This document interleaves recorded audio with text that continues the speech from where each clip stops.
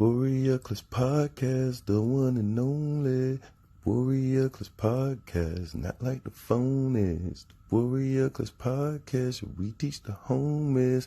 The Warrior Class Podcast, won't leave you lonely. But then beat everybody, and them niggas always taught if we clown. We clown on everybody. Welcome to Warrior Class.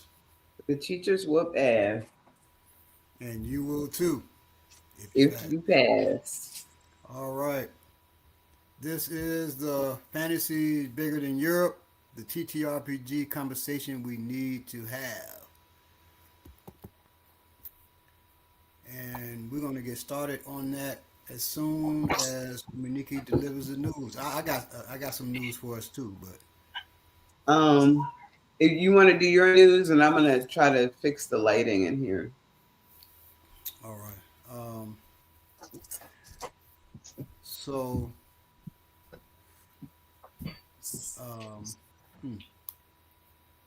I forgot what my news is, so can't do the news yet. Um, it was about something very important that happened recently in the news, but I can't recall it right now. That's better. Oh, you're looking for your news? Yeah, I can't find it. Okay. Well, I do have some. All right. Just a second. And peace, Eugene Mason. Peace, Petty Gibbs, and welcome to Unnecessary Drama to our channel. Mm-hmm. And my apologies, y'all. Greetings, family. I For the first time, we're just trying to. I'm like running when I come on here on certain Saturdays. So, for the first but I time. do have one story that continues to follow the flock camera phenomena and the misusage, which is all really misusage because it wouldn't be there. It shouldn't be there in the first place. But where did I put it?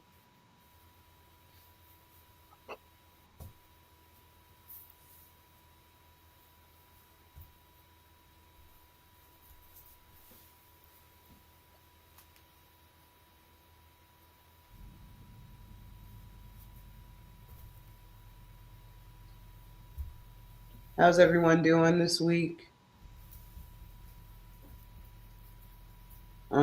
Make sure you put it in the chat.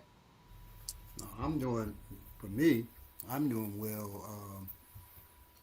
I've got 2 books coming out this week. Well, yeah. Well, no. Well, one book coming out this week, and then we're going to discuss. Well, I got another book coming out, and we're going to discuss that book. But I got another book coming out next month through MB Media. Okay. It's called Shackle and Bone. Well, it's good to hear. Coming out with that book, and then of course the Ki Khanga book we're going to discuss today a little bit, well, a lot bit. So I don't see the story that I wanted to read at first. So maybe I can find it in a second. But this is also a very important one that was announced on the 5th, which was just a few days ago. I'm just going to read the story. It's from, it's called, I think it's khaki.com. But, excuse me, just a second. Core Civic sells Kansas prison, leaving Leavenworth with oversight and financial questions. From Topeka, Kansas, Core Civic on Wednesday announced the sale of its Leavenworth prison to the federal government, likely negating months of negotiations and a legal battle city officials pursued to ensure the humane treatment of immigrants detained there. Nashville-based Core Civic announced in a news release that it sold two facilities, Leavenworth's Midwest Regional Reception Center and the Prairie Correction Facility in Appleton, Minnesota, to U.S. Immigration and Customs Enforcement, which is ICE. CoreCivic will continue to operate both facilities. The sale was a blow to Leavenworth City Commissioner, um, who only agreed to a special use permit in March that put restrictions and expectations on how CoreCivic would operate the Leavenworth prison because she was concerned that the sale would happen. And I'm going to skip down. CoreCivic closed the Leavenworth facility in 2021 after its contract with the U.S. Marshal Service expired. Before that, the prison was operated in a way that caused one judge to call it a hellhole and criticize inhumane conditions that put prisoners at risk. When CoreCivic announced its intention to reopen the facility in 2025 as an immigrant detention facility, many Leavenworth citizens spoke out in opposition. Public meetings were often angry and hostile as city officials sought a way to exercise some control on the facility's operations. And it goes on to talk about even an officer who actually was one of the, I guess, officers in the prison who is protesting the reopening because of how horrible the conditions was inside of Leavenworth when he was working there. So, yeah, it's just an important story, because this is a famous prison that I'm sure most people have heard of, and famously horrible. And now it's been sold to the Department of Homeland Security, and it's going to be used now to house immigrants, the people who they are snatching up, on the streets. They're sending them there. So.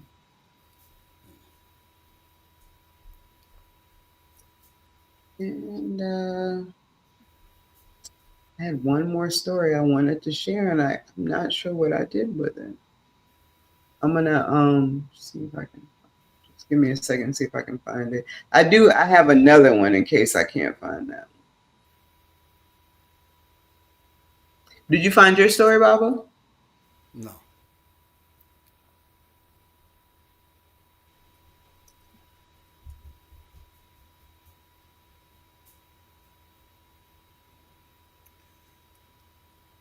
Was that once an army fort? Eugene Mason says, was that once an army fort? I'm not sure. I don't know. Maybe I should have done more research when I was reading about it. I just read over a few news stories and tried to find one that included, uh, information that I thought was important. But I'm not sure about it being army fort. I thought it was always known as a prison. Am I wrong about that, Baba? What what area? Leavenworth. Yeah, so Leavenworth was a prison, but it was a fort too. It was originally called Fort Leavenworth. I think it still is called Fort Leavenworth. So it was an army fort originally, but it was used. It's used as a prison as well as a federal prison.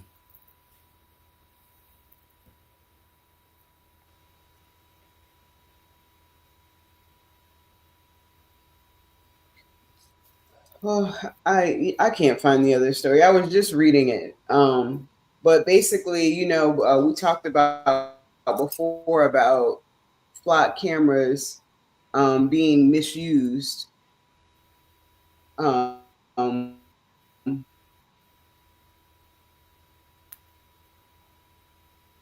and, and I think the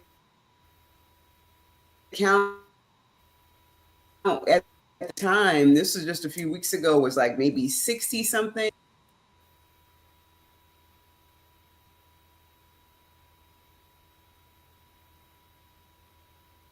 Did you see that, Baba? Now you Can breaking you hear up. me? I am. Yeah. I hopefully the signal holds. There's nothing I can do, basically.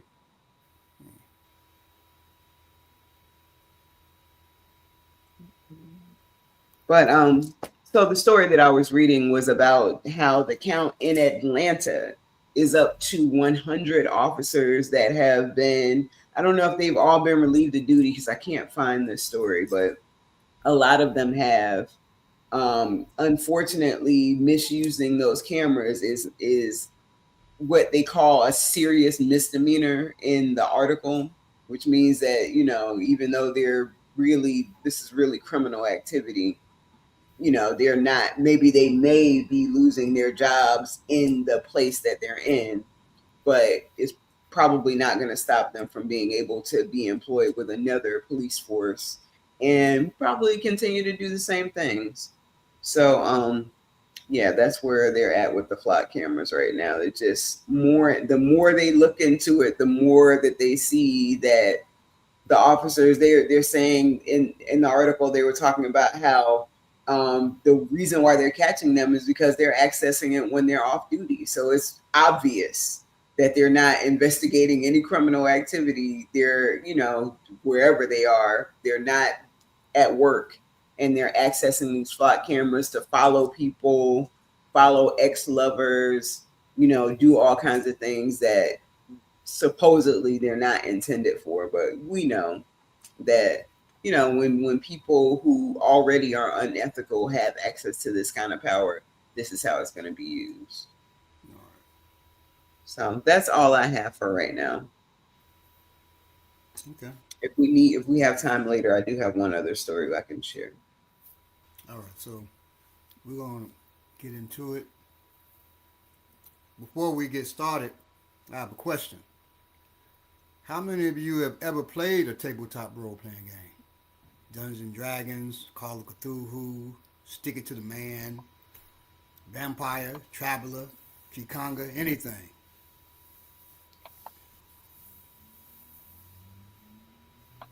Now, how many of you have absolutely no idea what any of those games are?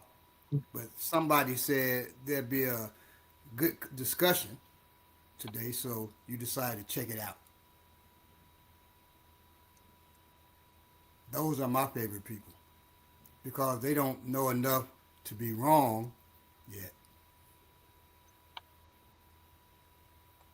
That's because experienced nerds are dangerous. Oh, absolutely. Ask somebody who has played Dungeons and Dragons for 30 years what race you should play.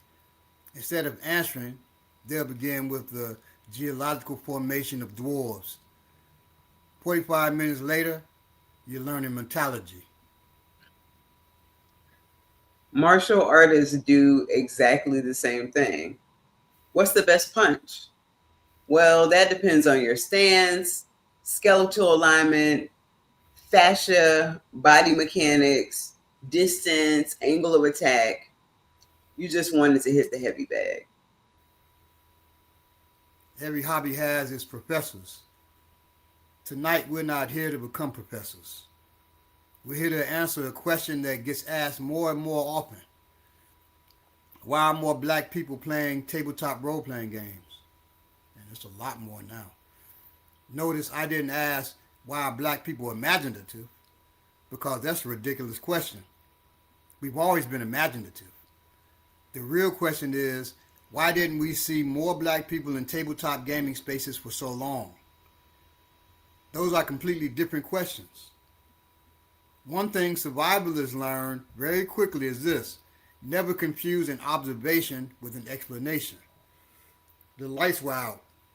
That's an observation. It tells you absolutely nothing about why the lights were out. Storm, broken transformer, cyber attack, maintenance, equipment failure, human error. Different causes require different responses. Likewise, saying there weren't many black players in tabletop gaming tells us what happened. It doesn't tell us why. And revolutionaries ask the same question, not what happened, but what created the conditions for this to happen. One of the strangest ideas floating around popular culture is that fantasy somehow belongs to Europe. Now, before anybody starts sharpening swords, I like Tolkien. I like The Hobbit. I like Beowulf. I like Arthurian legend. I love Game of Thrones, especially House of Dragon. None of that is the problem. The problem begins when people unconsciously redefine fantasy to mean only those traditions. Fantasy isn't European. Fantasy is human. Every civilization imagines beyond reality. Let's go I want back. to shout out the Rings of Power too. Sorry, go ahead, Bob. Let's go back, way back. Before novels, before comic books, before television, before cinema, before printing presses, what did people have? Stories. Stories carried history. Stories carried religion. Stories carried science. Stories carried geography. Stories carried warnings. Stories carried ethics. They were libraries before libraries existed. One thing many people don't realize is how interactive African storytelling traditions often were. A storyteller wasn't performing for silent spectators. People responded. They sang, they challenged details, they asked questions, they repeated refrains, children interrupted, elders corrected. The story belonged to the community. Now ask yourself, what happens at a tabletop game? One person describes the world, everyone else helps build it. That's collaborative storytelling. Sound familiar? Black folks have been role playing forever. We just didn't call it Dungeons and Dragons. Anybody been to a family reunion? Then you witness collaborative storytelling. Somebody says, "You remember when Grandpa fought that bull?" Before they finish, Grandma says it wasn't a bull. Your uncle says it was a mule. Your cousin says you forgot the sheriff. Now 12 people are revisiting history simultaneously. Congratulations, you just watched multiplayer storytelling. No character sheets, no 20-sided dice, no Dungeons and Dragons, no Dungeon Master, just communal imagination. Think about the barbershop. Somebody tells a story. Everybody jumps in. Somebody exaggerates. Somebody fact checks. Somebody adds a punchline. By the end of the conversation, the story belongs to everybody. That's exactly how good role playing feels. No one owns the story. Everyone shapes it. And Petty Gibbs said griots. Right, exactly. Yeah, well, Let's list a few things: talking animals, shapeshifters, spirits, ancestor guidance, sacred mountains, magic rivers, invisible kingdoms, immortal heroes, tricksters, creation myths. Does that sound like fantasy? Of course. Now here's the trick. I haven't described Europe. I've described humanity. Those ideas appear across continents. Fantasy isn't defined by castles. Fantasy is defined by possibility. so now we've eliminated the first misconception. The issue wasn't imagination. Black communities have always imagined impossible worlds. We've always told epic stories. We've always loved heroes. We've always laughed. We've always exaggerated. We've always built worlds together. So why weren't we showing up in hobby stores? Now we can finally ask the right question. Not what's wrong with Black people, but what did the environment look like? Because survivalists know something farmers know. Seeds don't grow because they're told to. Seeds grow because conditions allow them to. Every hobby has an ecosystem. Who introduces newcomers? Where do people gather? How expensive is entry? How welcoming is the community? How visible is the hobby? How easy it is? How easy is it to learn? Those questions matter far more than people realize.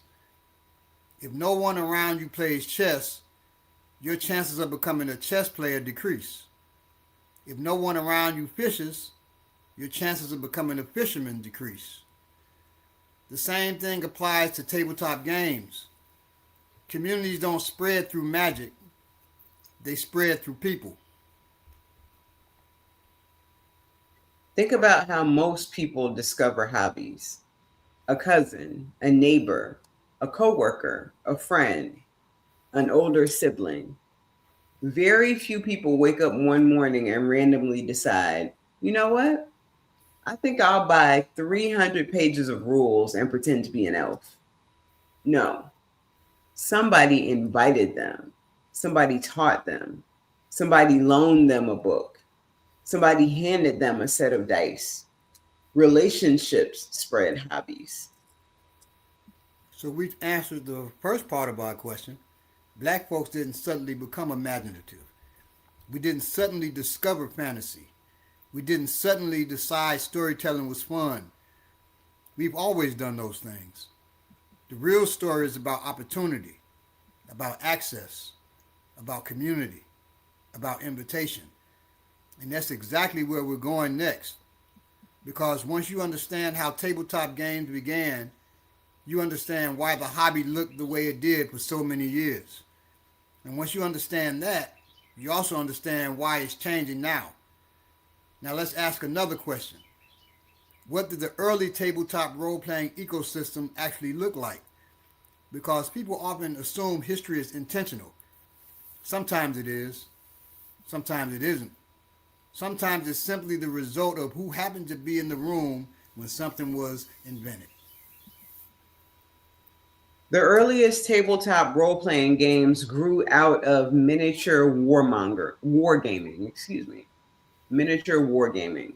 People loved military history. Napoleonic campaigns, ancient battles, medieval warfare. Eventually, somebody asked, what if instead of moving armies, I controlled one person? That simple question changed gaming forever. Instead of General Wellington, you become a wandering knight. Instead of moving a regiment, you become the wizard, the thief, the ranger, the priest. That's revolutionary game design. One thing creators almost always do is build from what they know. Gary Gygax and Dave Arneson love medieval Europe, and those are the founders of Dungeons and Dragons. They love mythology. They love history. They love Tolkien. Naturally, those inspirations appeared in their work. There isn't anything wrong with that. If I design a role-playing game, African history is going to show up, and it has. Martial arts are going to show up, and it has.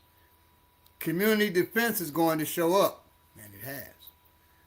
Preparedness is going to show up, and it has. Because that's the world I know. The issue isn't that early fantasy reflected European traditions. The issue is that for decades, many people began treating those traditions as if they were fantasy itself. Those are not the same thing. Let's settle something right now. J.R.R. Tolkien is one of the greatest fantasy writers who ever lived, period. Nobody serious argues otherwise. But Tolkien didn't invent fantasy. He reinvented it. He synthesized folklore, language, history, religion, poetry, then created something extraordinary. That's genius. But Africa already had epics. India already had epics. China already had epics. Japan already had epics. The Americas already had epics. Fantasy existed long before hobbits. Here's something survivalists understand. Visibility changes perception. Suppose every grocery store only sold apples. Eventually, children would believe apples are what fruit looks like. Then somebody introduces mangoes. Suddenly, people think mangoes are unusual, not because mangoes are rare, because the distribution system favored apples. Publishing worked much the same way. The books that reach the widest audiences shape what millions of readers imagine fantasy to be.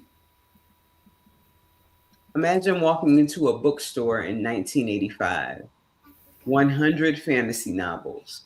Castles, knights, elves, dragons, Vikings, snow covered mountains, European villages. Now imagine asking, where are the kingdoms inspired by Mali? Silence. Where are the cities inspired by the Great Zimbabwe? Silence. Where are the merchant republics inspired by the Swahili coast? Silence. Those civilizations existed.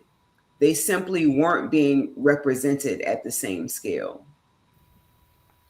People misunderstand representation. Representation is not asking, can I see someone who looks exactly like me? Representation asks, does this hobby acknowledge that worlds beyond medieval Europe exist? Because fantasy isn't geography, fantasy is imagination. If your imagination never travels, your fantasy eventually becomes repetitive. This brings us to something both of us know very well, Ki Khanga.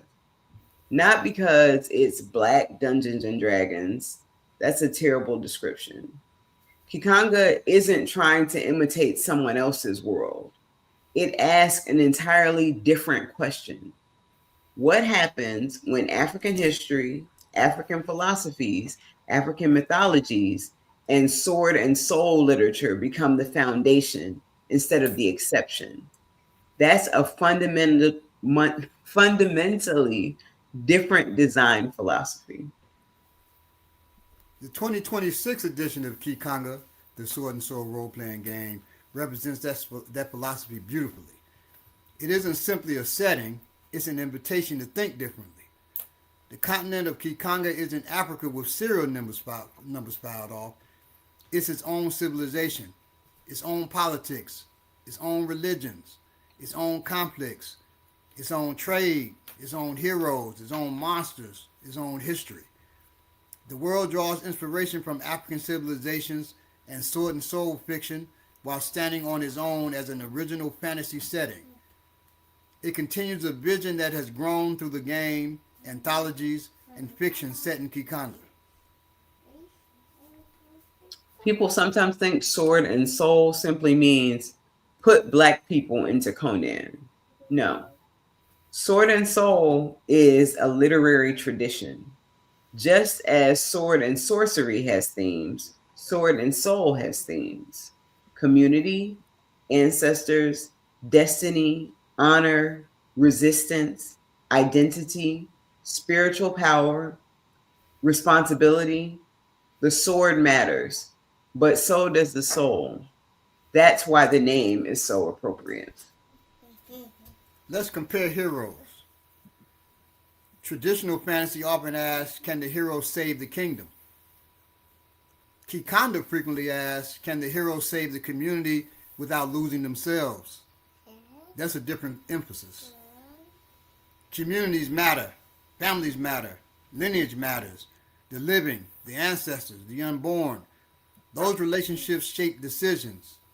That's fertile ground for role playing. Here's where I think many designers make a mistake. They think diversity means changing appearances. No.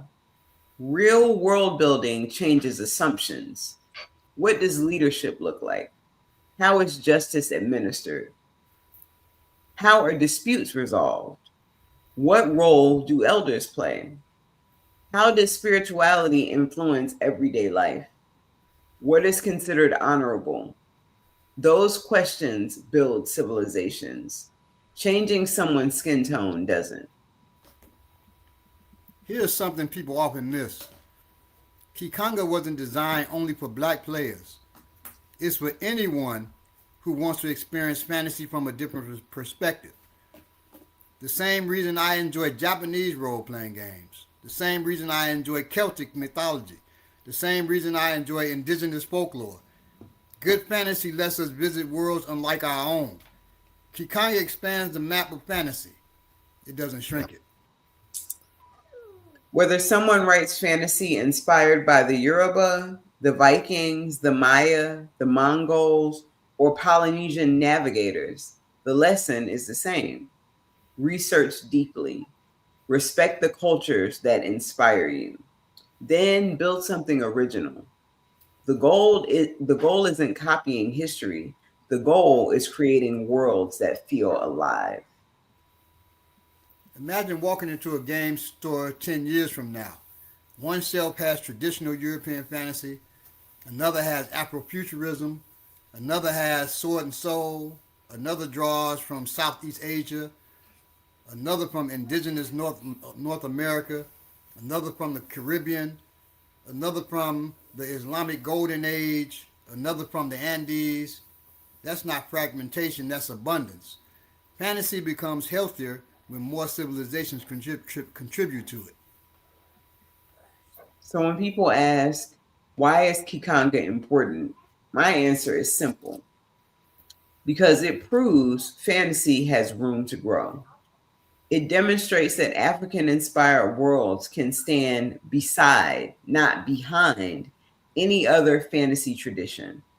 It reminds us that expanding the genre doesn't erase its past, it enriches its future. And next, we're going to talk about something every gamer has experienced at least once: walking into a room and wondering, do I actually belong here? Because that's where access, gatekeeping, mentorship, and community begin to matter more than mechanics ever could. One of my favorite African proverbs says, a stranger only remains a stranger until someone speaks to them. I love that proverb because it applies to survival, it applies to leadership, and it absolutely applies to tabletop gaming. Every single one of us was new once. Nobody was born knowing armor class. Nobody came out of the womb quoting rule books. Nobody's first character was perfect. Every veteran player was once the person asking, so which die do I roll? Let's be honest, your first role playing lesson was probably terrible. You forgot your character's name, you attacked the wrong person, you misunderstood the rules, you accidentally burned down the inn, you trusted the obviously evil merchant. Everybody trusts the obviously evil merchant. He says, I'm definitely not a vampire. Half the table says, seems trustworthy. Now, one of the biggest differences between a club and a community is what happens when somebody new walks in. A club protects membership. A community expands membership. A club asks, can you prove you belong? A community asks, what do you need to get started? That's a survival principle. Healthy communities reproduce themselves. If nobody teaches the next generation, the community disappears.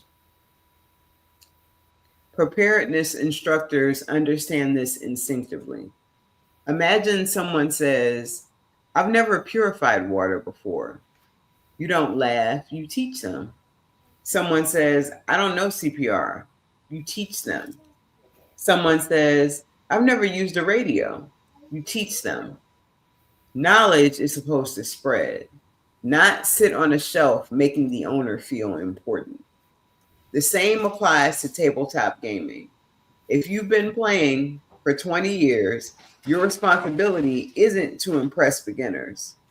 It is to create more players.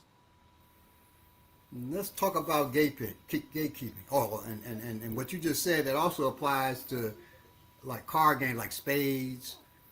Um, when we went to North Carolina for this brother's wedding, um, I took it upon myself to teach everybody who didn't know spades how to play spades. Because I've been playing spades for decades. Um, And so I took it upon myself to teach everyone who didn't know how to play how to play. That's what you do instead of just talking junk about the person. But you don't know how to play. Get up from the table. You don't know how to play. You weak. I mean, it's a game first of all. So Right. you know, don't take it so seriously.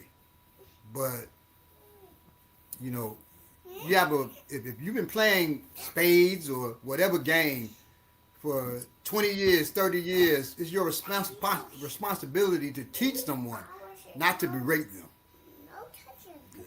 Yeah, well, yeah. The thing Now, about let's talk. spades is it's you have to create an environment where it's easy to learn Right, instead of spades and Uno. Yes. Let's talk about yeah. gatekeeping. Now, every hobby has experts. Experts are wonderful. Expertise keeps traditions alive. Gatekeeping is something else entirely. Gatekeeping says, I know something you don't, therefore you don't belong.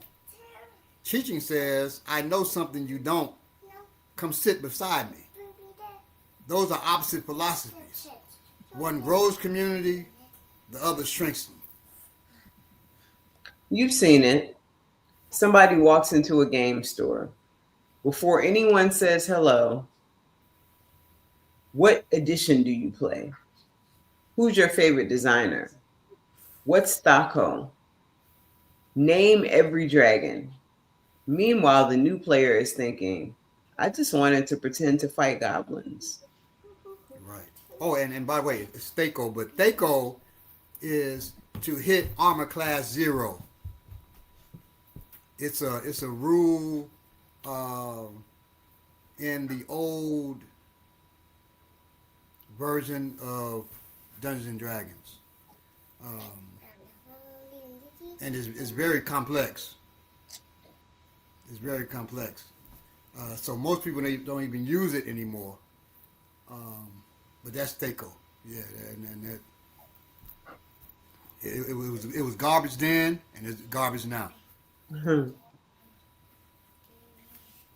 Imagine walking onto a basketball court. Can I play? Name Mm. every NBA champion. Or walking into a barbecue restaurant. I like some ribs. Recite the history of dry rub. It's absurd. People become enthusiasts by participating, not by passing oral examinations. Now let's discuss something a little more personal. Many Black gamers have talked about being the only Black person at the table. Now, being the only one isn't automatically a problem. I've been the only woman teaching certain classes. Balagoon has been the only Black instructor in rooms full of martial artists. Sometimes that's just life, but sometimes being the only one comes with expectations.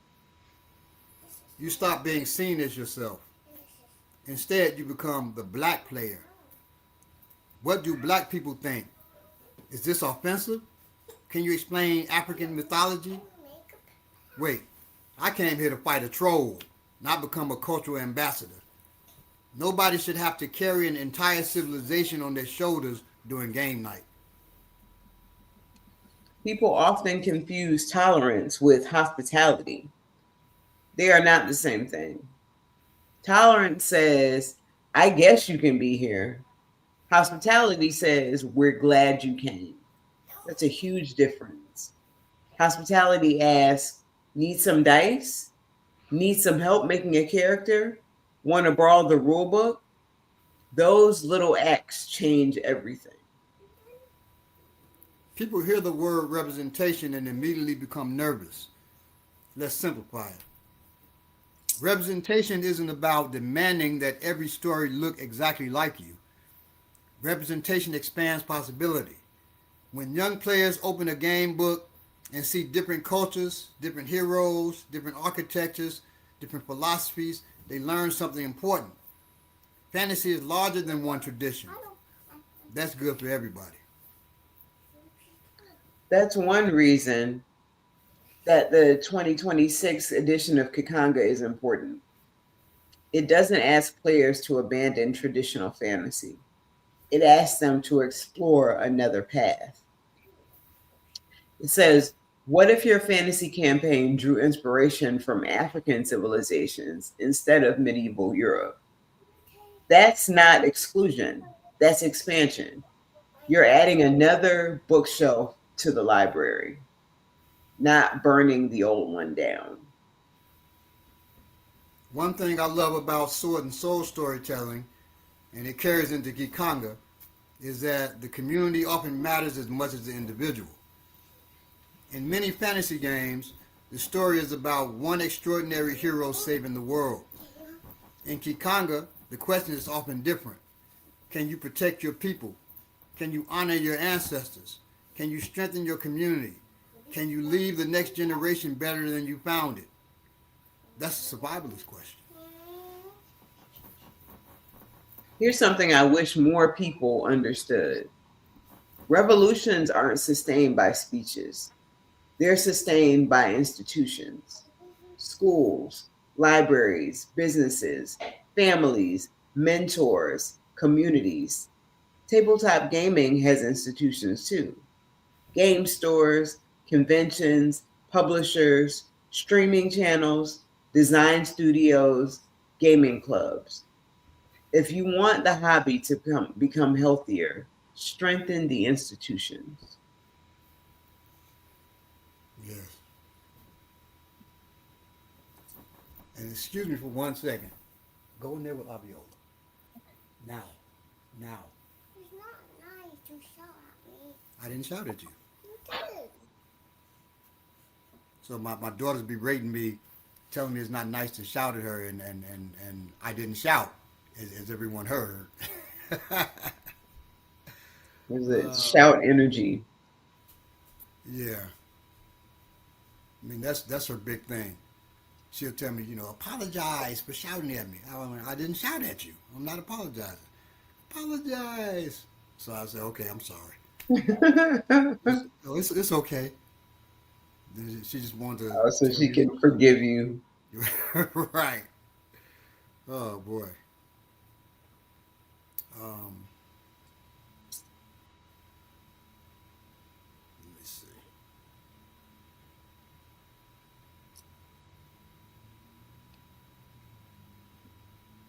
We were talking about strengthening the institutions to make the hobby healthier. Yeah.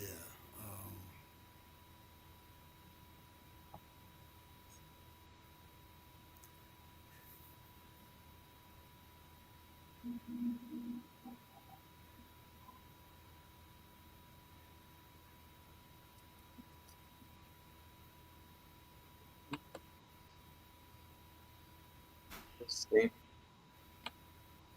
So okay. You talking about if you want the hobby to become healthier, strengthen the institutions? That's what you're talking about? Yes, sir. I tell martial artists this all the time. If you trained for 30 years and nobody trained after you, you failed. Your knowledge dies with you. Gaming is exactly the same. Teach somebody. Run games for beginners. Answer questions. Celebrate curiosity. The measure of a game master isn't how many rules they know, it's how many people leave their table excited to play again.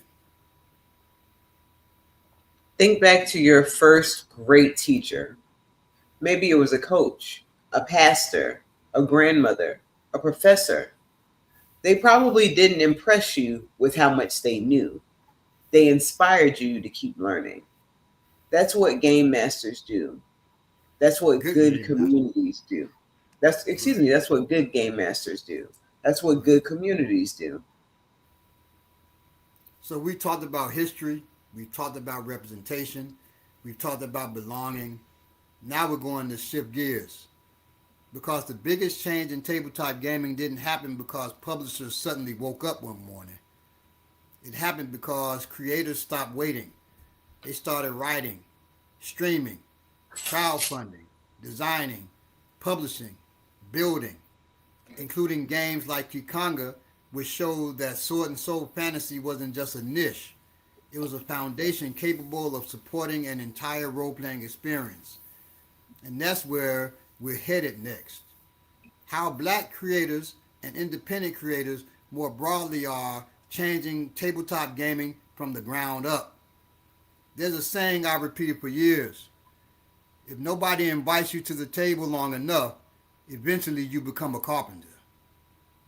You stop waiting. You stop asking. You stop wondering whether your ideas are good enough. You pick up a hammer, you buy some wood, and you build the table you wish had existed when you were younger. That's exactly what's happened in tabletop gaming over the last 20 years. People think revolutions begin with protests. Sometimes they do, but lasting revolutions usually begin with creators, teachers, artists, writers, musicians, filmmakers, designers. Because before people can build a different future, they have to imagine one. That's why speculative fiction matters. That's why fantasy matters. That's why science fiction matters. They allow us to rehearse futures that don't exist yet. I tell young creators something they don't always want to hear. Complaining is easy, building is difficult. Anybody can point out what's missing. The question is, what are you going to contribute? Are you writing, drawing, designing, editing, playtesting, teaching, mentoring? Because communities don't improve through criticism alone, they improve through contribution. When Balagoon and I were younger, which was at two completely different times, publishing looked very different. If a large publisher wasn't interested, that was often the end of the conversation. Today, crowdfunding, print on demand, digital storefronts, streaming, independent publishing, video channels, social media, creators can reach audiences directly. That's changed everything. Not because quality no longer matters. Quality matters more than ever. But now great ideas don't have to wait for permission. Right. You know, originally, when I was younger, and actually when Ominika was younger too, Yes. it's a modern thing now Right. that you can print your own book. You can do that, you know. But when I was a child, you wanted something printed, you had to you had to write it and then send that to a publisher and wait to see if it was rejected or accepted. If you wanted a book published, you had to send that off to a publisher, and once again, you had to wait. If they accepted your work, it was going to take years before. Now, I had written, and your stuff can be stolen. I had written to Marvel once about Luke Cage. I said, you know, Luke Cage doesn't get enough love. He doesn't get enough shine. I have this idea for Luke Cage. Here's my idea, and I had written about him getting into a conflict with a Jamaican warrior, and they said, "Oh, Luke Cage, that's not viable. We can't, you know, we can't do that." About 6 months later, they came out with a limited series where Luke Cage was battling a Jamaican warrior, Diamondback. That became also the Luke Cage on Netflix, the second season. Eventually, yeah. That's what they do to you. They'll steal your work. Especially back then, that's what they did. and I didn't have the wherewithal or the resources to do anything about it. And that's what But they're counting on. and so you would really risk. I was in a I was in a workshop, well, not workshop, a class at it was taught like a workshop every class. I was in a class at Columbia College, science fiction writing class, and in those days they just lumped all the stuff together in science fiction, fantasy. It was just lumped together. Um, it was me, this brother Wes, his friend. He was an Asian dude. I can't remember his name. We were the top writers in the class. I saw Wes one day. I was walking down the street. I think I was going to a restaurant downtown or something, and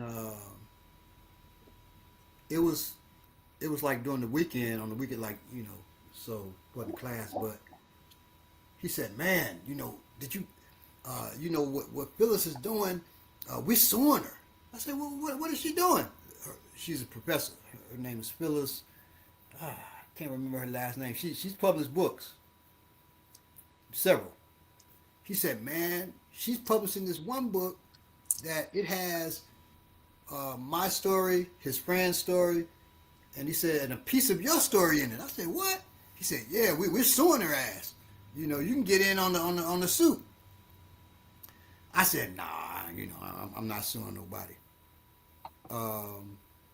Just really being ignorant, wouldn't sue, and they had sued her and they won because she had stolen their story and other students' stories. So every week we would write stories. We have to turn in a story, and then she would read them. Well, we would read them, and or have somebody else read it, and then they had to figure out who was the writer. And she was always bragging on my stories, West stories, and the Asian dude stories, right? I didn't know that she was planning to steal them. My stories were so out there, she could only steal pieces of them. She couldn't steal the whole story. Their stories were written where she could take the whole thing, and that's what she did. Yeah. So let's spend a few minutes talking about sword and soul. People often confuse sword and soul with sword and sorcery. They're cousins, not twins. Sword and sorcery traditionally focus on individual adventurers, mercenaries, thieves, barbarians, people surviving dangerous worlds. Sword and Soul asks some additional questions. What obligations does the hero owe their people? How do ancestors influence the living? What responsibilities come with strength? How does community shape identity? Those themes resonate throughout African and diasporic storytelling. That's why Sword and Soul isn't simply an aesthetic, it's a philosophy of storytelling. One reason the 2026 edition of Ki Khanga, the Sword and Soul role-playing game, matters is that it embraces the philosophy from the ground up. It doesn't begin with, how do we make an African version of someone else's game?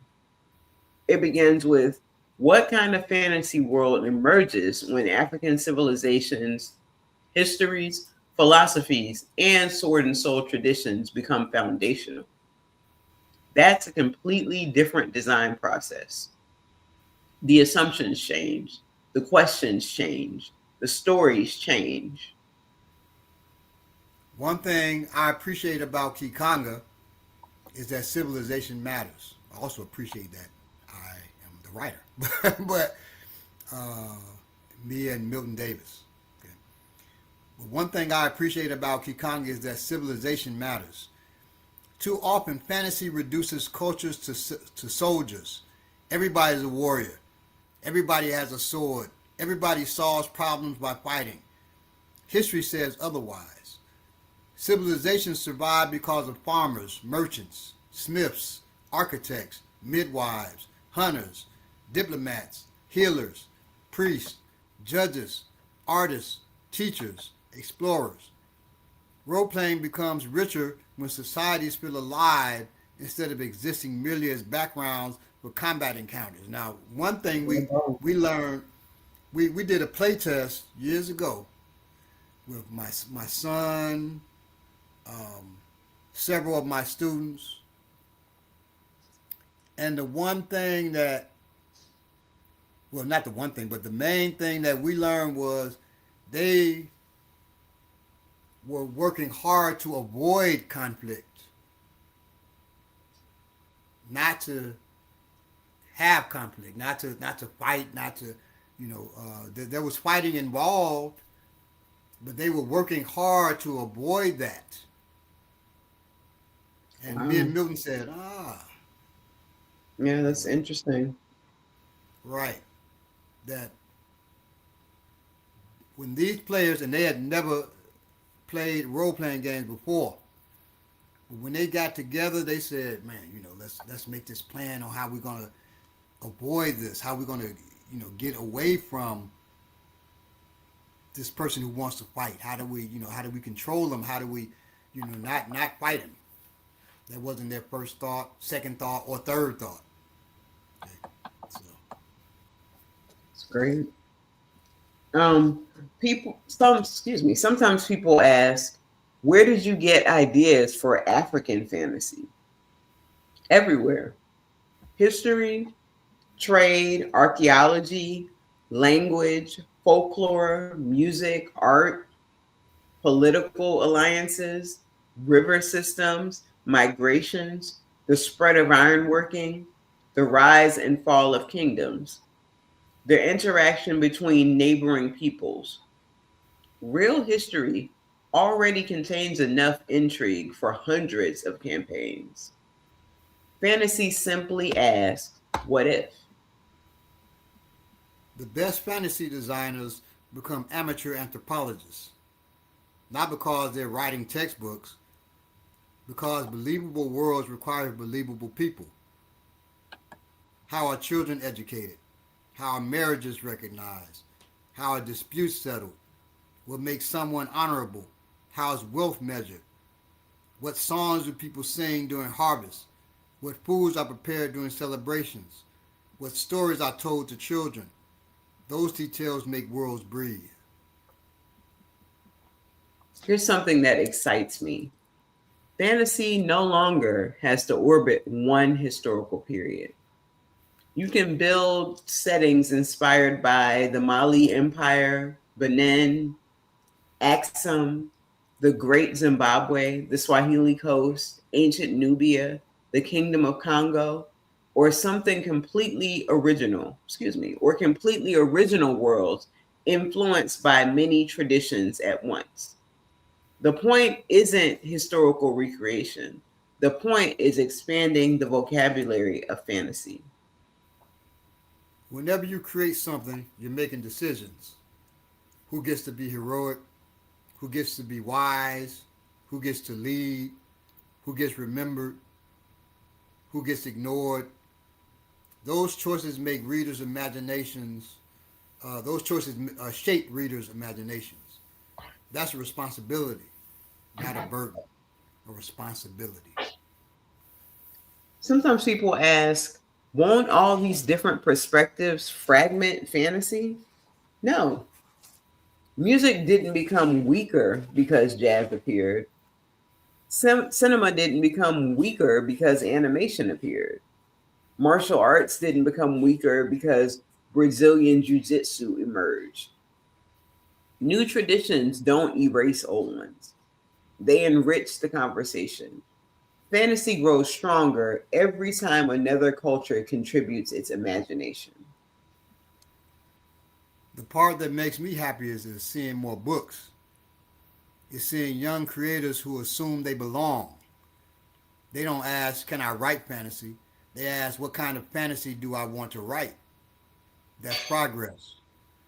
Confidence changes culture. If you're designing your first role playing game, don't chase trends.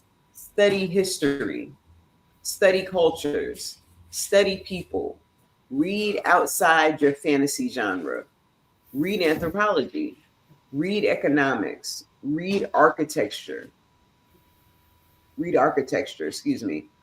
mythology, travel if you can, talk to elders, talk to children, observe. Everything becomes material. I don't think Ki Khanga is important because it competes with other fantasy games. I think it's important because it opens another door. Someone who enjoys Ki Khanga may become curious about African history, about sword and soul fiction, about archaeology, about oral traditions, about real civilizations that inspire fictional worlds. That's what great gamers do, and great games do. They inspire curiosity beyond themselves. We've talked about where the hobby comes from. We talked about how it grew. We talked about who wasn't always included. And now we've talked about creators building new worlds instead of waiting for permission. Now let's bring all this together. Because underneath every role playing game, whether it's Dungeons and Dragons, Call of Cthulhu, Cthulhu, Shadowrun, Ki Khanga, or a homebrew campaign run at somebody's kitchen table, is the same fundamental question. What kind of community are we trying to build? exactly. And that's where survivalists and revolutionaries finally meet. Not on the battlefield, not at the protest, but around the table. Because every gaming table is a tiny society. And every session asks the same question. Can people with different experiences work together to create something greater than themselves? We've talked about history. We've talked about representation. We've talked about community. Now I want to talk about something that doesn't get enough attention. Tabletop role-playing games teach leadership. Not accidentally, constantly. People think they're just rolling dice. No. They're practicing decision making under uncertainty. And that's one of the most valuable survival skills a person can develop. Think about the beginning of almost every role playing campaign. You don't know what's in the cave. You don't know whether the merchant is lying. You don't know who's behind the assassination. You don't know whether the leader can be trusted. You don't know what's beyond the mountains. You don't know what waits beyond the mountains. Sound familiar? That's life. Real leadership rarely comes with complete information. You gather evidence, you compare perspectives, you make the best decision you can. Then you adapt. Survivalists ask the same questions every day. How dangerous is this? What resources do we have? What happens if we're wrong? Can we avoid the fight altogether? Good role players learn exactly the same habits. A reckless party doesn't survive long. Neither does a reckless community. One of my favorite things about tabletop games is that leadership changes. Sometimes the warrior leads, sometimes the healer, sometimes the scholar, sometimes the scout, sometimes the diplomat. Good teams recognize that expertise changes with the situation. That's true in emergency response. It's true in martial arts. It's true in business. And it's true around the gaming table. One of the things I appreciate about the 2026 edition of Ki Khanga is that it naturally encourages players to think beyond individual glory. The question isn't simply, can my character become famous? It's also, what happens to my village if I fail? What happens to my lineage? What happens to the people who trusted me? That changes player behavior. You stop thinking like a lone hero. You begin thinking like a steward. That's a leadership mindset. Look at the best adventuring groups. Everyone contributes something different. One person negotiates, one person heals, one person tracks, one person gathers information, one person protects the others. That's not just a fantasy party, that's a functioning community. Nobody does everything well. Healthy communities distribute responsibility. Here's something I wish schools taught me more often, or taught people more often. Failure isn't the opposite of learning. Failure is one of its engines. Every experienced game master has watched a carefully crafted plan collapse in spectacular fashion. Mm. Every experienced player has rolled a natural one at exactly the wrong moment. And that's like a one on 20 sided dice or two dice six. And when I say two dice six, that means two six-sided dice, right? The lesson isn't never fail. The lesson is what do we do next? Survival is adaptation. Preparedness doesn't mean predicting everything, it means becoming adaptable. Role playing trains adaptability. Your horse disappears, the bridge collapses, the map is wrong, your guide betrays you, the weather changes. Now what? That's an exercise in creative problem solving.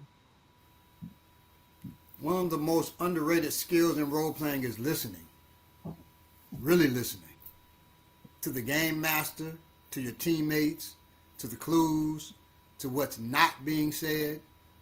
I've seen players miss entire adventures because they were waiting for their turn to speak instead of paying attention. Leadership begins with observation. People often imagine revolutionaries as lone heroes. History doesn't support that. Successful movements are built on trust, shared purpose, mutual accountability. Those same qualities make great gaming groups. If players can't trust each other, the campaign struggles. If communities can't trust each other, society struggles. Here's something I love about role playing. You can safely experiment with decisions. What happens if we negotiate instead of fight? What happens if we show mercy? What happens if we build an alliance instead of starting a war? Games allow us to rehearse possibilities without paying real world consequences. That's incredibly valuable. One of the strengths of sword and soul storytelling is that problems aren't always solved by swinging a sword. Sometimes the greatest victory is preventing a battle. Sometimes honoring an oath costs more than winning a duel. Sometimes protecting the community requires personal sacrifice. Those are powerful role playing opportunities. They're also deeply human ones. I've said this to martial artists. I'll say it to gamers. The dojo, which we call an ile, isn't the destination, it's the training ground. The gaming table works the same way. You're practicing communication, negotiation, leadership, risk assessment, resource management, conflict resolution, creative thinking, empathy. Those skills don't stay at the table, you carry them into life. If you're a parent listening tonight, don't dismiss tabletop games as kids pretending. Watch closely. They're reading, they're doing math, they're solving problems, they're negotiating, they're cooperating, they're practicing public speaking, they're making ethical decisions, they're exercising imagination. That's education disguised as entertainment. If you've never played before, find a welcoming table.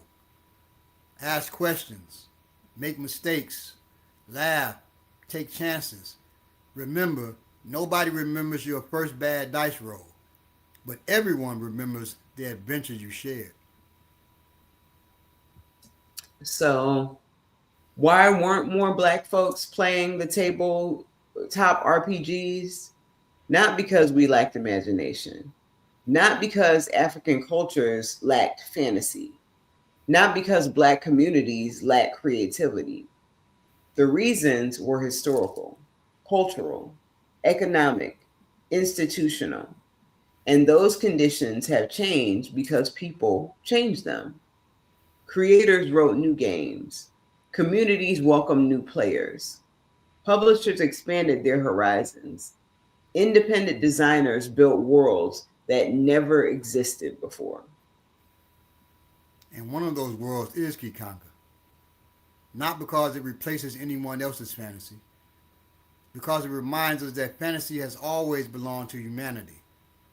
The 2026 edition of Ki Khanga, the Sword and Soul role-playing game, which I and my brother, friend, and comrade Milton Davis co-created, stands as an example of what happens when African-inspired world building is treated not as an add-on, but as the foundation of an original role-playing experience. It invites players to explore leadership, community, history, spirituality, adventure, and heroism through a sword and soul lens, while remaining welcoming to anyone who loves imaginative storytelling.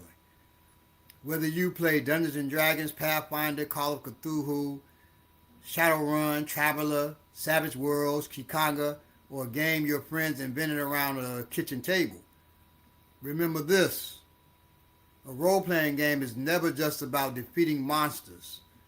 It's about discovering who you become when you're asked to make difficult choices alongside other people. That's why these games matter. That's why communities matter. And that's why imagination has always been one of humanity's greatest survival skills. Okay. Now, I noticed that iManifesto asked a question that did TSR. I wonder if TSR tried to come with a version of Ki Khanga. Probably not. But Pathfinder, which is from Paizo Publishing, they did. Paizo hit me up, and the timing was interesting. When me and Milton were doing the Kickstarter for Ki Khanga, Paizo hit me up. One of the creative directors of Paizo, he hit me up and he said, "Hey, you know, I hear that you're doing, an African role-playing game. Would you like to do a setting for Pathfinder set in an African type world?" I said, "Man, are you kidding?" I said, we're doing a Kickstarter right now about Ki Khanga, and you want me to take my energy from that and begin to write a world for you? Right. So I'd be competing with myself, really. Mm-hmm. I said, "No, sir, I'm not interested."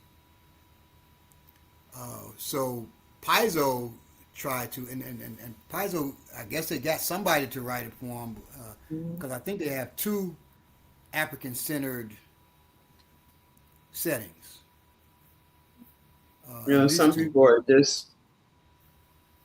are so enamored with that pat on the head that they would just throw away their own, ambitions just to be aligned with a certain company or a certain group. So that's what they were hoping for. And we've been approached by a third party that writes games for Wizards of the Coast. Wizards of the Coast is now who publishes Dungeons and Dragons, not TSR. TSR, it became defunct, and then it was resurrected by one of Gary Gygax's sons who they were making racist books, and it was crazy. But so Wizards of the Coast, which is owned by Hasbro Games, they own Dungeons and Dragons now. And they created the fifth edition of, which is the most popular edition of Dungeons and Dragons. They created the fifth edition of Dungeons and Dragons. That's the game that most people play, the fifth edition. How long ago was that, Baba? Ooh, I'm not sure. It was a while ago. Yeah, it was a while ago. But fifth I was edition, just wondering. I think fifth edition came out in 2014. I'm not sure. Fifth edition, Oh, fifth edition, and fourth edition, fourth and fifth edition are the only two editions of Dungeons and Dragons I've never played. So I played 1, 2, 3, 3.5. I played those. And I always would make African settings in those games. I became known for that. In fact, when I was at Howard, I was talking about that with some brothers, and they said, "Hey, why don't you game master a game for us?" Well, they call it, Dungeon Master in Dungeons and Dragons. Why don't you DM a game for us? I said, okay. When y'all want to do it? They said, well, let's see, Thursday evenings, and I think it was Thursdays and Sundays. I said, okay, cool. So the first night, I was just saying, in the dungeon, you go down to so-and-so, and they said, man, your setting was interesting, but it was terrible the way you delivered it. I said, what? They said, yeah, man, you delivered it with information. You didn't create a story, an image for us to. I said, oh, damn. And I've been GMing for years and playing other games too. mm-hmm. And that's when I learned to deliver my games like, to tell a story with the games. And that's when I made a connection that these games,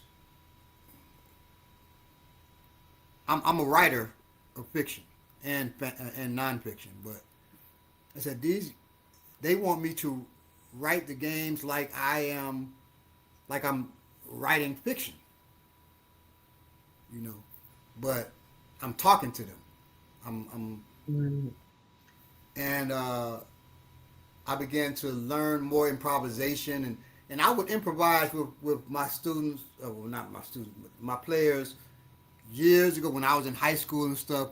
But it would start from, I would just break stuff down, like, you're in this city, and so has happened. What are you gonna do? It was like I was just giving them information and talking to them, not painting a picture. Right. So I learned to paint a picture, to tell a story from that. And so from me, from playing role-playing games with me, that I can deliver now. Oh yeah. As a story, and on the fly, I can create more of that story. Right. And I learned that from those brothers, and they're two brothers from New York. One of them has passed on. In fact, there's a Netflix special about his passing.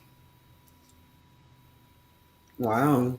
His name was Ford, it's a Netflix special. He got murdered by these guys in a who owned a mechanic shop or something, and he got murdered by them. But yeah, I thought for some reason I was thinking you were going to say it had something to do with the game. no. It just has something to do with his life. I I, I can't remember why it was a Netflix special, but it was well Mhm. Netflix documentary. Right. Now, I think it's still on Netflix. His name was Ford. He's from New York.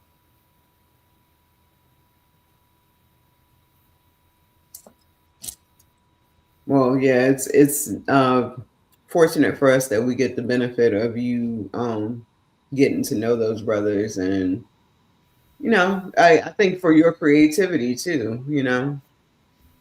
It Right, helped you expand as a young man, and now we get to not only as people who may play these kinds of games, but even in this show, like you get to explain to us, and we can understand how fantasy can help us to really be able to see where we want this world to go.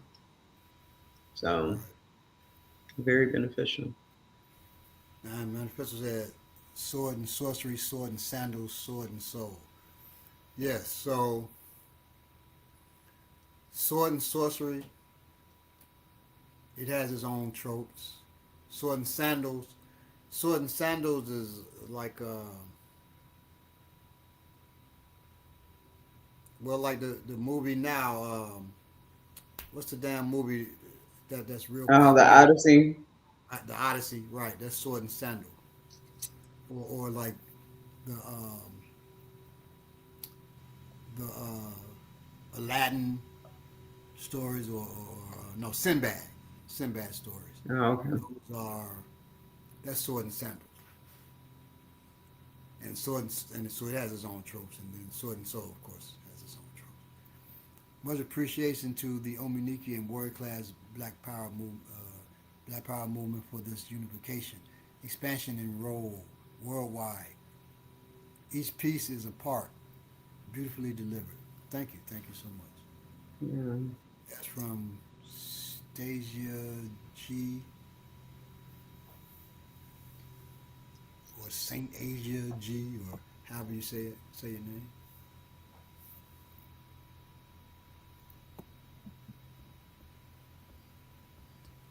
Known and knowns.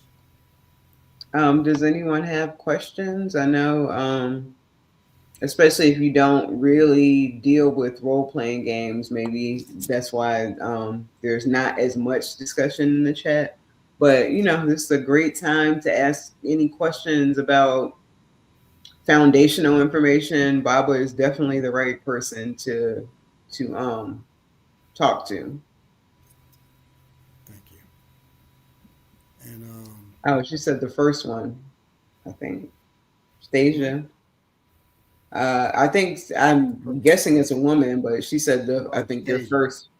Okay, Yeah, Stasia G. that's a beautiful name.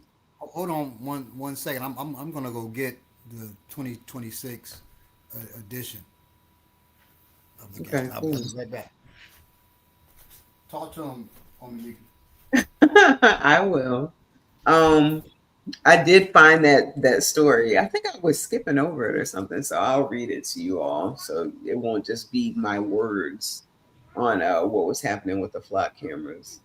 But yeah, I really love the amount of creativity it takes to be able to create these games. Like just like creating any other world for if you're writing a screenplay, or of course books. But yeah, this is the kind of creativity that we really need in our community. And I have a few younger coworkers who play Dungeons and Dragons. They're all like best friends. There's about 4 or 5 of them. It's probably more because I don't know all of them. But that's why I was asking Baba what version, when this 5th version came out, because I was wondering if that's the one that they all play. So I have to. I keep saying I'm going to get with them and play sometime. Just I like to try to connect with people from generations, especially young people, to be honest, because we have to stay connected to our young folks as much as we can through whatever means that we can. There's so many people of our age who refuse to listen to music past a certain year, won't watch anything, won't do anything. And a lot of those same people have some very negative things to say about the young people in our community. And it's because we don't have a desire to stay connected to them. If we're going to get this thing going the way we need to, we all have to stay connected. And they can benefit from our experience, and we can benefit from their energy and the way that they look at things. So, as for me, that's a value. So, I guess he's still looking for the book. Baba is really the sword and soul expert. Excuse me. So I feel like I don't. Let's see if they act allergic. Actually, absolutely, Petty Gibbs. Yeah, most definitely. And it's like this. I don't know. I don't know. I don't know if it's like a elitist kind of thing, even though maybe that's not what they're thinking. But it's almost like they're expecting young people to come around to them, and things are so different now. The way that I was talking with someone yesterday about how they sing songs it's just not the same anymore, but it doesn't mean that you can't enjoy it. That doesn't mean that you can't find your way into it, into many things that they enjoy. A lot of us have children. I have an 18-year-old. I have to find a way to stay connected to him. Oh, Eugene Mason says he is so prolific. I'm just finishing The Tree Remembers. That's beautiful, Eugene. Eugene is finishing The Tree Remembers, Baba. Wonderful. This is the 2026 version of Ki Khanga. Lift it up a little bit more, Baba. They can't see the bottom. There you go. It says Ki Khanga 2026. It looks beautiful. It's some very nice artwork. Yes. And it's got black and white and color pictures in it. It's got color and black and white in it. That's nice. Color picture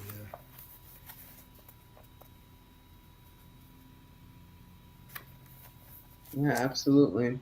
And we were just talking about staying connected to young people. I was telling the family about I don't know if I mentioned them to you before, but I have a group of young people who are like in their young 20s who I work with, and they play D&D. And I keep saying I'm going to get up with them sometime, because we connect on some other things too. They tell me about the new music and all of that. But I keep saying I'm going to go, hang out with them and play with them and see, how they do things. And a great thing to do after we connect on that is to introduce them to Ki Khanga and see how, we may be able to connect on that, see who really responds to that kind of world. Yeah. Well, if you want to do that, I'll give you a copy of the book. I could come in and I could teach them, um, or I can just give them a copy of the book, and they could learn it, Yeah. and you could teach it. They could, you know, do it themselves. But they're gonna need a deck of playing cards. So Okay. in Ki Khanga, we don't use dice. Oh, We really? use, yeah. When I originally created the game, the rules for the game, I didn't have any uh, mechanical device. No dice, no cards, no nothing. And um, Milton said, you know, man, we need some kind of mechanical device. He said, I showed the rules to my son, and he was like, you need some kind of mechanic, use some dice or something. And I said, well, I thought on it, and I said, well, um, we'll use a mechanical device, but I want to use cards. I want to I want to do it differently from what most role playing games have relied on. I mean, 99% of role playing games rely on. And so we went with the playing cards. Is that because most you think most black people are gonna have a set of playing cards? Yes. Yeah, Now, makes sense. I had written a a version with dice with six-sided dice because most black people have six-sided dice too. Right, the regular, Right. or a board game somewhere that got the dice in there. Right. Then I said, you know what? What do all of us have for sure? I said, regular playing cards. And so we went with regular playing cards. You know. Um, the first I had to come up with rules, so I came up with the first version. It used a like a 21 a blackjack type of rule set, and I like that game, love that game. The first version. This version it uses a different card mechanic where so you got red and black cards, of course. I wanted to take advantage of the suit. So black cards, whatever you throw, it's that number. So if I throw a three, it's a three. Red cards is plus 10. So if I throw a three, a red card, heart or diamond, it's a 13 because you add 10 to it. But the black cards is whatever you throw, except for face cards. Now, face cards um, give you automatic success. Jokers give you automatic critical success. So um, we do something a little different. And when you throw, it isn't how high you can go with the cards, it's how low. Mm. So if I have to do this, I have to hit this person. I need a 13 to do it. I need a 13 or less. Or if I need to hit him with a 5 to do it, I need a 5 or less. If I throw a 7 or 17, if it's red, I miss completely. So that's how we do it with the cards. Have you published the game? Yes. Yes. So this is published by MB Media. Um, and in fact, you can pre-order it now if you wanted it. You can go on MB Media and you can pre-order it. It'll also be available on Amazon. Uh, the PDF will also be available. Um, right now, it's at a discounted price for the paperback. I don't know if he has the PDF on there yet. I think he does, but um, So you can get it at a discounted price now if you want And you said that's MV Media? it. MV Media, yes. M as in Mary or Milton, and V as in Victor or Vicky, because Vicky is his wife, so it's Milton Vicky Media, Okay. MV Media. Yeah. Cute.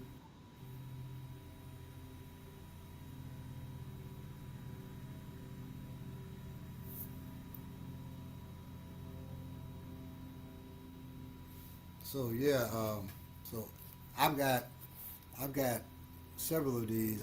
So I can give you one of these. Oh, thank you, Bob. I appreciate it. Yeah. Yeah. So you can We'll but get them to watch the show too, right. so they can We kind of see also the right history now in the background. we're getting custom cards made. We had tried to do that years ago. It was expensive.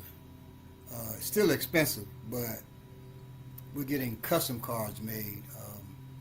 Milton already has a few of them, but I can't give those away. Those are costly, like extremely costly. I Um, can imagine. but so you can pick up the custom cards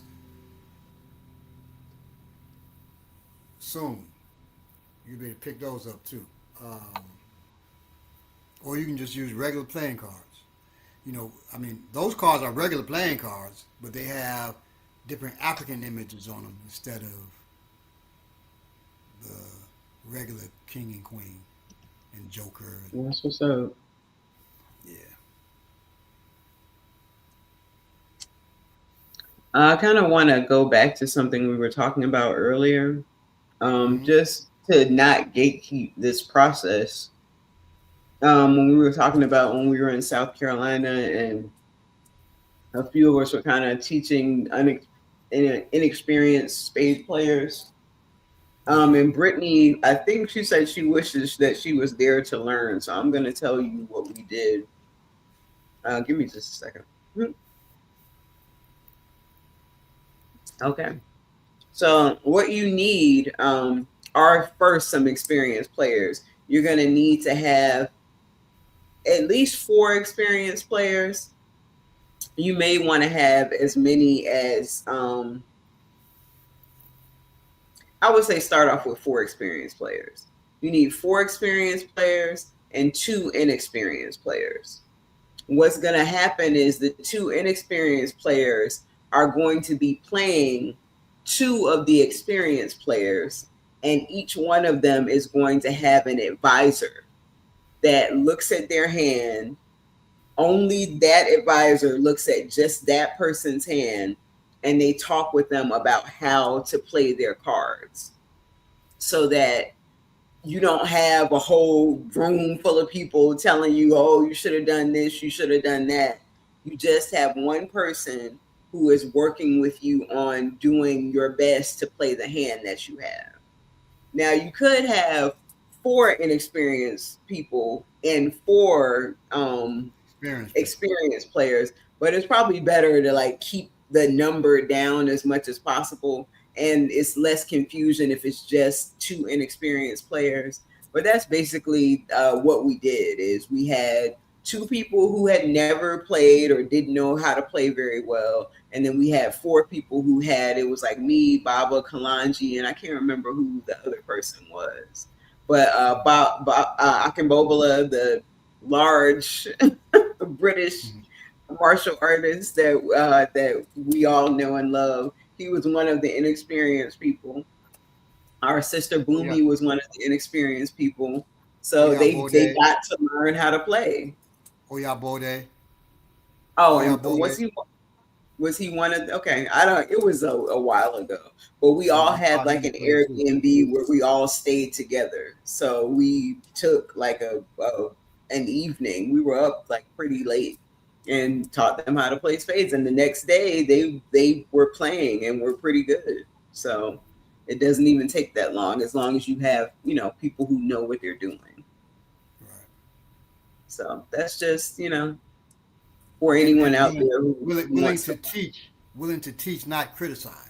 Right, exactly. And that's what you need is especially for those two people who are going to be advising the inexperienced ones. You need people who are patient and who aren't there to who raised you. Why don't you Right. all of that stuff that people say to adult sisters and brothers that don't know how to play spades. Right. So that's the And they process. they do they do the same thing with Uno. People will go off on people who don't know how to play, and that's not the proper way you want to do things. Right. Yeah. It's People elitism. people people have nightmares about you know Right. Yeah. being at I the mean, spades table and people get beaten to up on. arguing, all kinds of terrible things can happen. Right. But that's an effective way that we found to teach adults how to play spades. Right. Mhm. So Brittany, let us know what happens.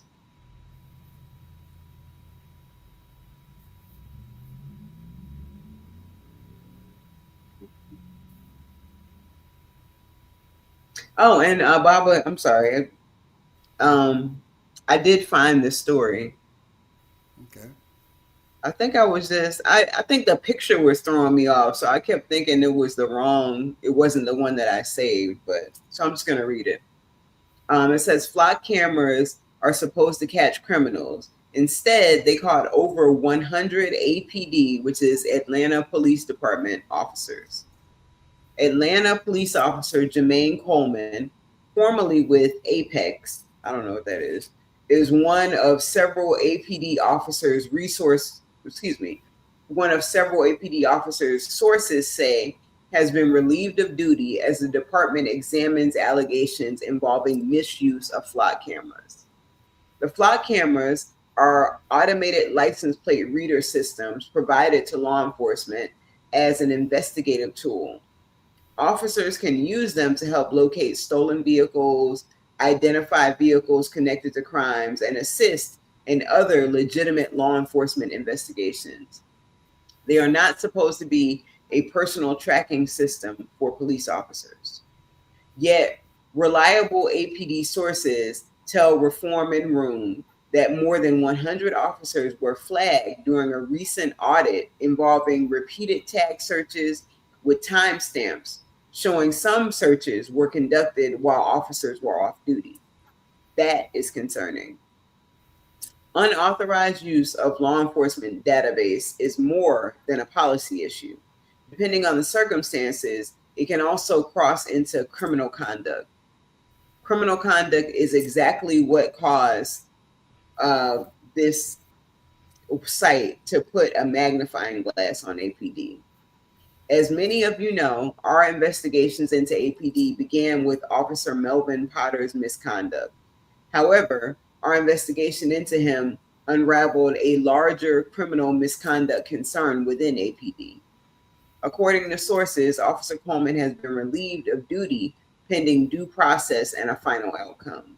Sources also tell us that several more officers are expected to follow. Where does this leave the Atlanta Police Department? If more than 100 officers were flagged and even a portion of those cases ultimately result in officers being relieved of duty, what does that do to the safety of the city of Atlanta? It probably makes it safer. APD's command staff hold meetings about crime statistics throughout the city of Atlanta. Yet perhaps there needs to be another set of crime statistics discussed, the ones involving their own. So that is the story about that is the latest story about the Atlanta Police Department and flock cameras. It's funny. I heard someone make that analogy with cockroaches. If you see one, you got 1,000. So they see 100 so far that are using this. And I mean, people are very concerned about this technology anyway. There are a lot of the meetings that you see where people are discussing their city or wherever they live terminating the contract with these particular cameras. People are destroying them. So this is a kind of a hot issue right now. Petty Gibbs says we need a Ninja D&D game. So I've written Excuse me. and published a role playing game that it's a martial art role playing game. It's not so the ninjas in my game are bad guys. It's the Ice Cold Carter role playing game. I have 3 versions of that game. One with dice, one with Uno cards, and the last one, the ultimate version. I believe it's also with dice. I'm trying to remember, but in that, the ninjas are bad guys, and it's really if you get so you can get zombified in that game. It's a humorous martial art game, but you can get zombified. You got zombie ninjas. You got ninjas. You got regular ninjas. You got zombie ninjas. You got robot ninjas. You got zombie robot ninjas, and they're all pretty bad. But that's a role playing game. So Zombie robot ninjas. when he says needs Ninja D&D game, I'm assuming he's saying needs a martial art RPG role playing game. RPG means role playing game.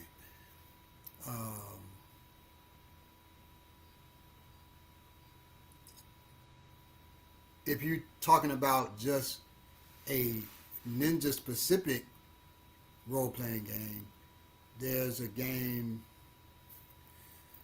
What's it called? It's a game, but oh man, I forget the name of it. It's not very good, and it deals with ninja. And then there's a game called Bushido. Now Bushido is a good game. It's complex. It's from the 80s, but you can still get it. Did that come out of Asia, or is that something that came from? It came from America or from England. It came from the West. Okay.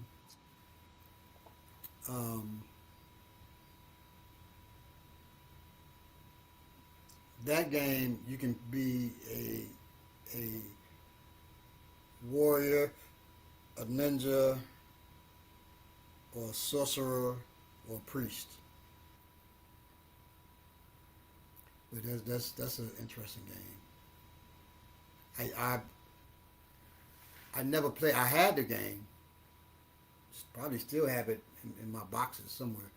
But I never played it. But I owned it. I have several, probably 100 or more games that I've collected. I've played probably 10, 15 of those games. I played probably 5 of my own. I've written, so I have Steampunk, Ki Khanga, Forever Friends, Ice Cold Carter. That's 3 versions.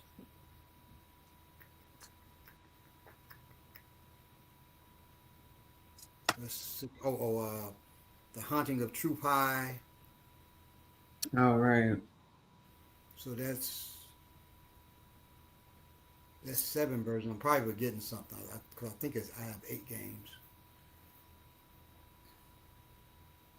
that I did myself.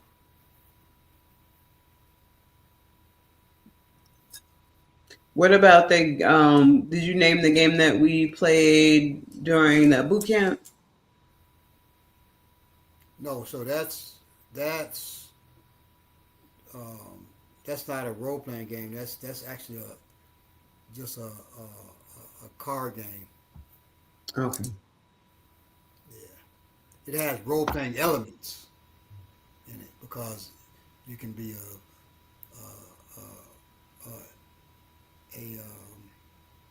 what do you call them? A agent provocateur. You can be different things in that. Okay. A survivalist, Yeah, it was fun. provocateur. Yeah, yeah. But that's a card game.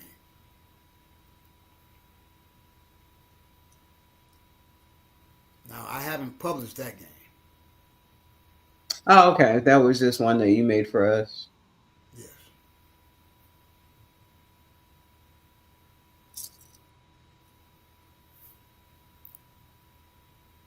Mhm. Pretty Gibb said no question. This was good stuff. It's steampunk. Um, No, steampunk. Steam. I'm sorry. Did Steampunk. I say? I still said I read what you wrote. I meant to say steampunk. Right. So steampunk is a genre. Steampunk is a separate genre. It's a different genre.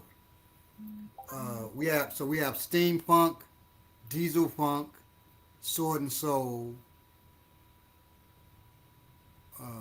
space funk,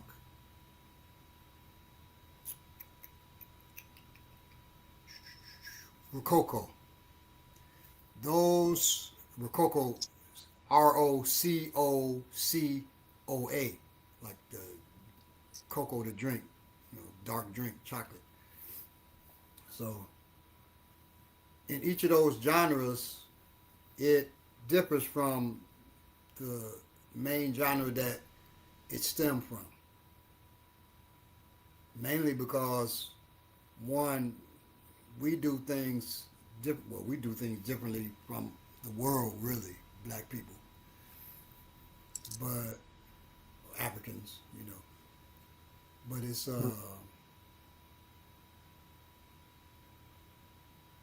each of those is looked at through an African slash black lens.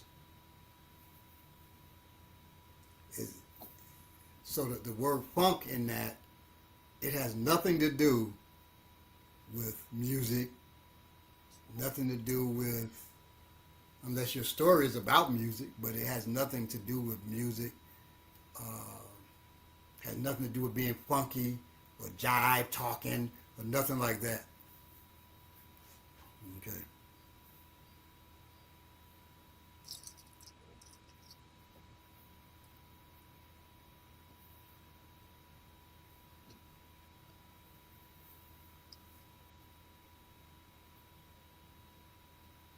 In fact, so I did steampunk. I wrote that game. Still have an art for it. I'm going to do a newer version of that. Um, and I'm working on a version. I have the game completed, but I haven't published it yet. Jagun Jagun Lewa. Jagun Jagun Lewa means the beautiful warrior. I wrote a comic book called Jagun Jagun Lewa. That's out. The first episode is out, but I'm having that redone. Um, but it's out, and it's about this. Now that's set during a strange time. So it's set during an apocalypse, but technology is gears and springs. So even the hero, he drives his van that's wound up like a wind up Mhm. toy. But the the hero in that, Yogo Kasama, he wears a mask over his face because he's so beautiful. And he's a warrior, but he's so beautiful that people really don't want to fight him. He wants to fight different people. People don't want to fight him because he looks so good. Um, So this is like kind of autobiographical. oh yeah, of course. But um, he, well, you have to get the book to see, but it's that's called Beautiful Word, Jagun Jagun Lewa. Did you have a special part in there about his feet, how captivating his feet were? No, no. I turned his feet into his face. So Oh my goodness. Baba has beautiful feet, y'all. I'm just gonna call it out, just so y'all know.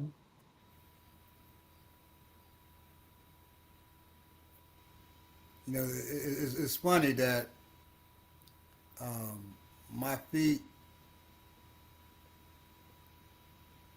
He does not have the feet of a warrior. Not well, they don't No, look like it's funny that I so they say I in don't look class like in what I've class been in through. class I wear shoes. I don't go barefoot because I don't want people being distracted by my feet, and that's true. Like you ain't been in no fights.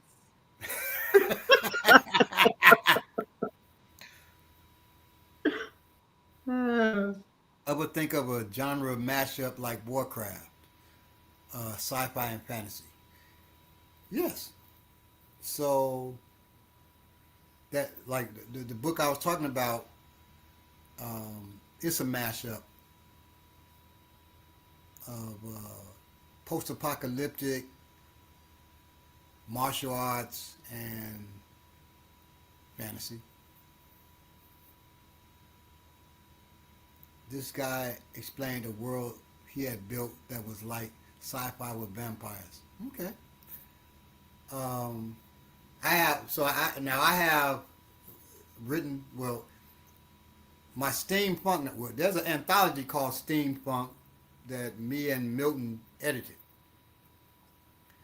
But there's also, and in that uh, I've got John Henry fighting vampires. He's fighting Peter Pan and the who is a vampire, and he's fighting the TikTok, which is the ro- uh, robotic type of uh, alligator. Oh, okay. That's From a Peter steampunk. Pan. That's a steampunk anthology. Now It my makes sense to steampunk. make Peter Pan a vampire too. Oh yeah, yeah. He doesn't want to go Yeah, grow old, and he can yeah. fly. And now my novel, my steampunk novel, is called Moses: The Chronicles of Harriet Tubman, and that mixes, of course, history with um, steampunk. And I took the real things that Harriet Tubman has done. I just tweaked them up a little bit and made her a superhero. Really, not a superhero like wearing a cape and drawers like a superhero, but made her a superhero, superhero, not superhero. Yeah, wow. And then we have an anthology called Diesel Funk that me and Milton edited. And these Diesel Funk stories are the gritty things that take place during the 19 from 1918 to 1950, in that era, the Diesel era. Baba Feet would stop any enemy in her tracks. Yes, Mhm. yes, exactly. Because they would just be so amazed. Now, That's a and good story, Robert. she's not exaggerating Mhm. about my feet. I remember one time, 'cause I don't know why I was barefoot in the class, or I think I took off my training shoes or something, and she saw my toes. She said, "Man, you got French tips." I was I was like, I do not have French tips. That's just how my toes look.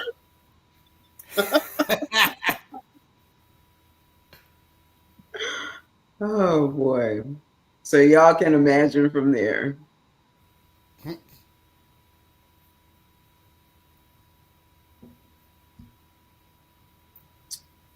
All right. I think we have reached the I don't know, is it the bewitching hour?